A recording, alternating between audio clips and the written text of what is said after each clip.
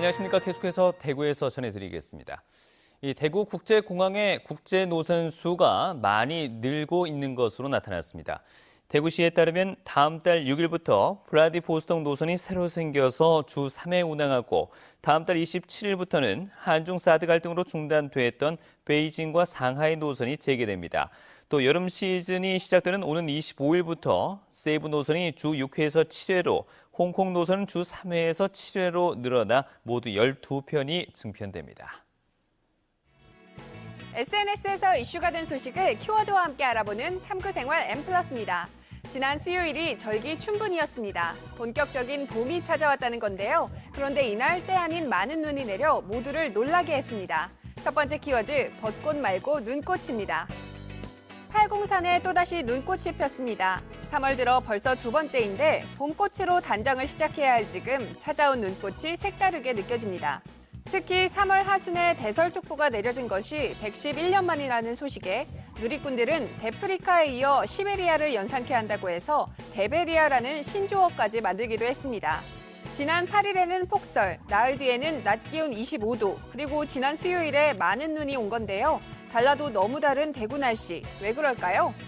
이 3월에는 이동성 고기압의 영향으로 대구 경북의 평균 기온이 평년보다 높은 날이 많았지만 저기압이 주기적으로 통과하면서 비 또는 눈이 온 날이 많아 평년보다 많은 강수가 기록되었습니다. 하지만 강수는 끝났고 오늘부터 당분간 대체로 맑은 날씨가 이어지겠고 특히 4월에는 평년과 비슷하거나 높은 기온이 예상됩니다. 주말인 오늘부터 다시 기온이 오르면서 내일은 낮 최고 기온 대구 20도, 경북 18도에서 21도 분포를 보이겠고 하늘도 맑다고 하는데요.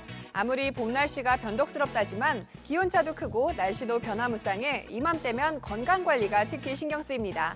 두 번째 키워드, 봄 환절기 이렇게입니다. 요즘처럼 심한 일교차와 큰 기상 변화에 옷차림과 건강관리가 고민입니다. 봄 환절기 건강에 주의해야 할 점은 어떤 것들이 있을까요? 준비 운동이 전혀 안 된 겨울 동안에 이제 운동을 하고 있지 않다가 갑자기 운동을 하게 되면 그런 것들이 이제 심장에 큰 부담이 되고 그런 부담이 위험할 수 있는 환자들, 예를 들자면 심부전이 있다든지 허혈성 심장 질환을 가지는 분들의 경우에는 상당히 위험한 상황이 발생할 수도 있습니다. 그럼 이런 날씨에 면역력을 높이고 우리 몸에 도움이 되는 차나 생활 습관은 어떤 것이 있을까요? 코로 들어오는 이렇게 공기와 또 심장으로 들어오는 혈액의 조절을 잘 해서 체온을 유지시켜 주는 것이 가장 중요합니다.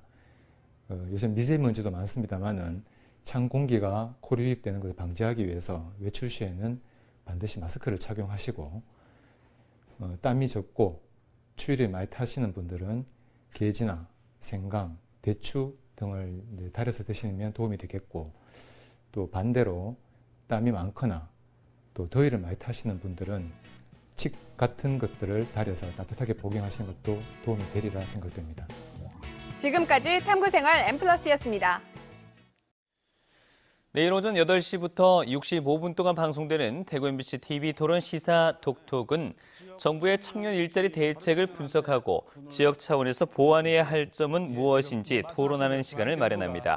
전문가들은 정부의 청년 일자리 대책이 청년 취업률을 높이고 지역 중소기업에도 도움이 되도록 하기 위해서는 지역 경제 상황과 기업의 실정을 감안한 보완 대책이 필요하다고 강조하고 있습니다. 많은 시청 바랍니다.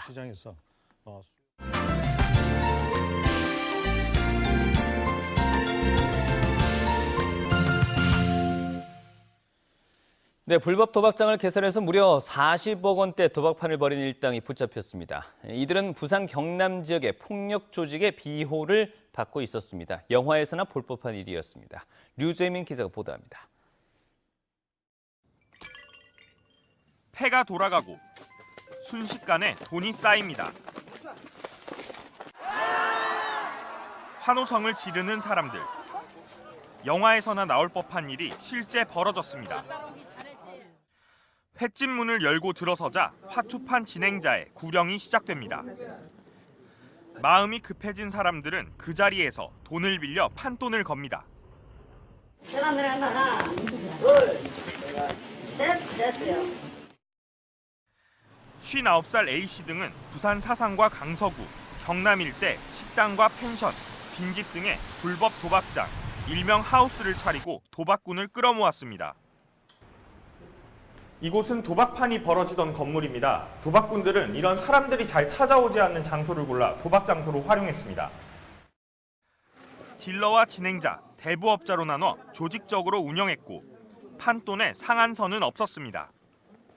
한 판에 2억 원에서 최대 6억 원의 돈이 오갔습니다. 여기엔 부산 경남 지역 7개의 폭력 조직이 동업자로 개입했습니다. 관리비 명목으로 뒷돈을 챙기며 도박장에 뒤를 봐줬습니다. 많은 조직 폭력배를 수입해가지고 그쪽에서 이제 질서 유지 차원에서 이제 같이 그때 도박장에 같이 있게 되는 겁니다. 도박꾼들은 대부분 주부나 영세 상인으로 하룻밤에 6억 원을 잃은 사람도 있습니다. 경찰은 불법 도박장 운영자 A씨를 구속하고 폭력 조직원과 도박꾼 등 56명을 붙잡아 여죄를 추궁하고 있습니다.